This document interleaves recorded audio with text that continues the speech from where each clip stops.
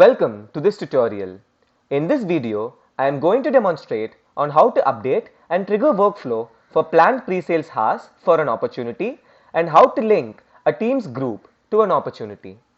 Once the user navigates to the Opportunities app, he or she can click on any opportunity to view the details page. Once done, the user can update the planned hours of the opportunity by clicking on the Edit button.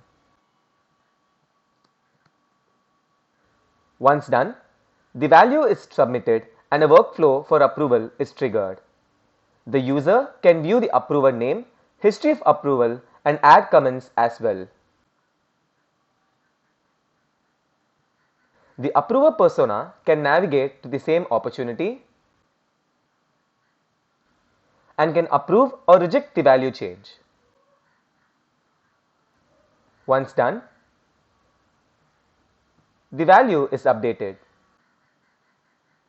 A Teams group can be linked to an opportunity by simply selecting the type of group and adding the Teams channel ID of the group present within Teams. The user can also delete the same. Thank you for watching.